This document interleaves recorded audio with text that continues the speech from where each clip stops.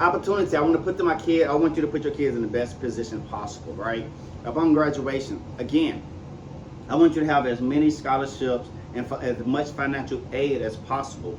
And it's not about what you earn; it's about what you can keep when it comes to this. That's something to consider as it relates to the scholarships you are applying for, as well as the universities and how the university account for the scholarships compared to how they account for their own in-house scholarship that they offer students. This is a business. We're going to talk about that later, but you need to consider these things. It's not about how much you earn. To a large degree, it is. To some point, it definitely is. But it's also about how much of this you can keep. And you want your child to be able to keep as much of this as possible. We're going to talk about some things. Another way to put them in a great position, you have to see, again, what resources and what opportunities are available to you given your location, given the school that your child attends, given the programs and programs and nonprofits, or even the organizations around it, and how these resources can be a benefit to your child. Everybody's plan for their child is going to look different, because your child is as unique as you. Your child is as unique as the next child. Any resources available to those two children will differ. So everybody's plan is going to look different, but these are things you can consider. If you want college, or them to be able to go to a college or a university for free, plant the seed that it can. You got to plant. I'm planting the seeds now. Take it, receive my seed. Can't put that out there, nigga. Can't put that shit out there. But I am. It is what it is. So that being said, you need to take on the idea that, hey, if I got 4 years to work with my child, I got 4 years that I can place them in a position, I can place them in a position to where they can have this as one of the various opportunities and options available to them that they can pursue for free. If I cover them for the college exam, or looking at college to see what they require, but also making my child is progressing in, to make sure my child is progressing and able to hit those benchmarks, as well as hopefully exceed those benchmarks, I want to put them in the best position possible. So we're looking at scholarship. The next thing we're gonna talk about, I would say this: if I had to do it over, or if I had a parent with a child who was going into the 9th grade, I would say this: consider dual credits.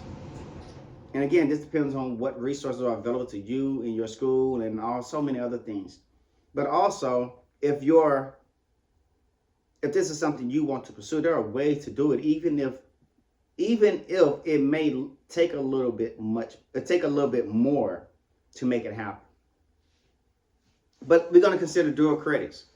Well, let me say this: before we even consider dual credit, you need to know what type of school your kid goes to and what that school offers. Because honestly, depending on where you're located at, your child, some high schools may just offer a high school diploma.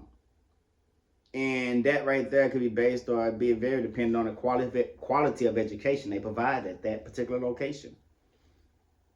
But even more so, I'm not even saying that, I'm not saying that, but also there are some schools where it may be possible to take advantage of things at that school, and you can walk out with an associate's degree. You can walk out with licenses and certifications through programs offered at that school. You can walk out of there with different trades or skills, or knowing, not only having that as a tool, but also having some experience in that area with that trade or school, and be on a pathway for employment. It really just depends. And I don't know where this video is gonna land at, baby. I don't know where this video is gonna go, or who it may be, or what parent or individual may see this and think, how do I implement this for my child? Again, these are just things to consider, but whatever. So as it relates to the next, we talk about dual credits. Consider that. It's for those who don't know what dual credits are. dual credits or credits classes basically that are taken, and it can count as a college course or a credit for a college class, as well as it can count as a credit for a high school class. Basically, knocking two birds out with one class, basically. And honestly, some schools have this set up to where, hey, you can do it through a program that they offer. If they don't, it doesn't mean it's impossible. You just have to advocate for your child, or your child have to advocate for themselves to take classes at, you know, in today's time, there are so many colleges that offer online courses. I would definitely look into seeing, hey, what could transfer in and work as a dual credit, and could also be a class taken online for a kid, and be a class also at a decent either college or community college or online program. They can be transferred into a university. I mean, it's working as a dual credit, but I guess with a dual credit, that kind of limits you on maybe what universities may take them in. You're not bad off if they don't. It just doesn't work in your plan, work in your favor if you go to a college that doesn't. But, and we can get into that. But if you're taking a dual credit, it's going to count as a college course, or a credit for a college course. But that's something to consider. Advanced placement, depending on who your child is, depending on what your child, you know your children, you know your child. If they are excelling, which honestly, again, if you can start working with a kid at 9th grade, you got 4 years to put them on a plan or a pathway to help build them up and help them get to a point of being successful, not just in education, but in life. I think you can definitely make that happen. You just have to anyway, even as it relates to advanced placement, that may be part of your plan. You may want them to take classes in subjects that may be beneficial to their academic plan and what they're trying to do beyond high school. You consider that if it's necessary. If not, toss it to the side. Oh, I have online classes or online courses and programs. Here's the beautiful thing about this. As a parent, this is what I would recommend to any parent in 2025. If you have been through this process of the school system from 1st to 12th grade and up on your graduation, if any point in time after that, life slapped you in the face and you realize high school or college not college, but the school system did not prepare me for anything or what I really needed to know after graduation, you should consider those things as areas that maybe you may want to give your child a head start in.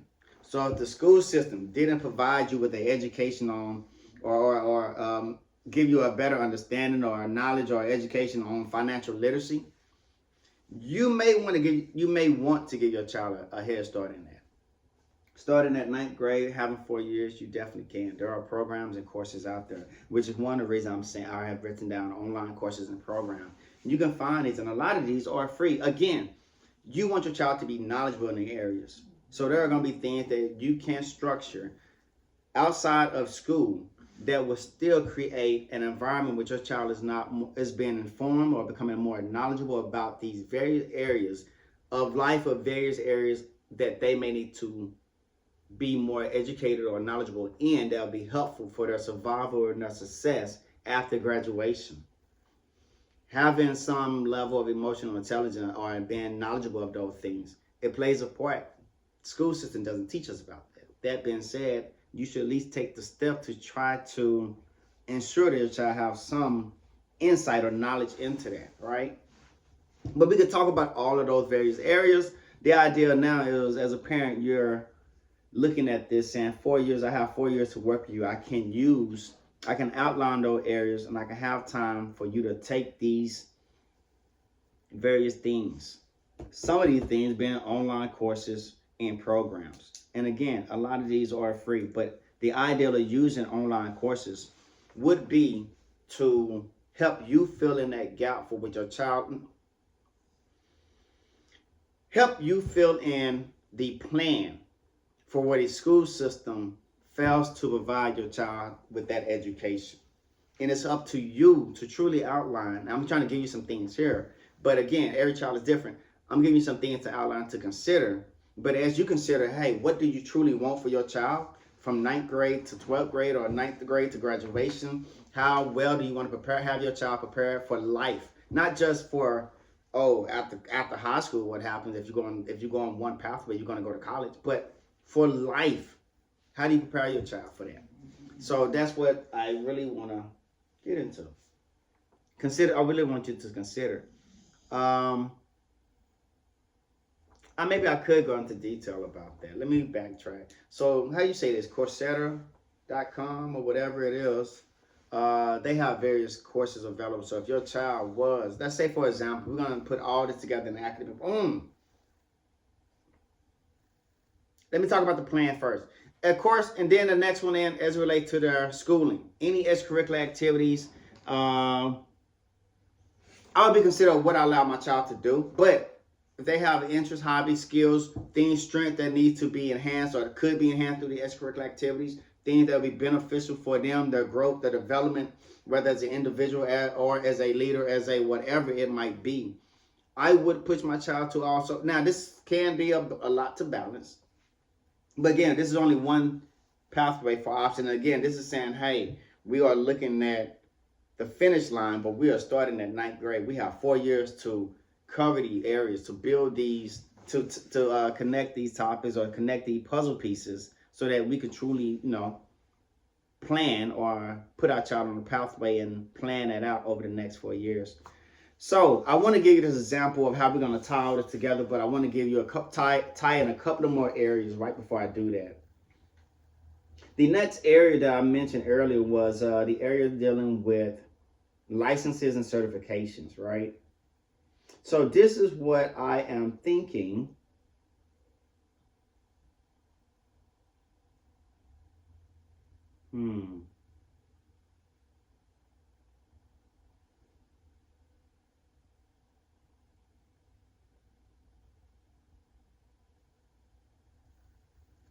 Now, this is what I'm thinking as it relates to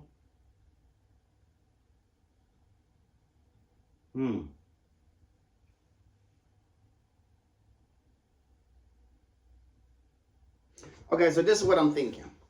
Again, you got to, I think as a parent, you should try to see the bigger picture, not just, I want my child to do well in school, but how does this tie into other areas of life?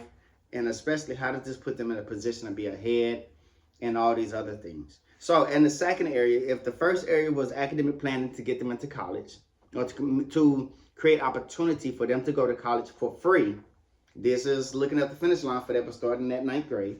The next area I'm going to talk about and go through quickly is talking about licenses and certifications. There are various licenses and certifications that your child can obtain. I guess I should say that differently. There are various licenses and certifications that are available to your child and that can obtain while in high school. Some do not have an age restriction. Some of them do. However, some of these can be beneficial. Many of these can be beneficial to your child.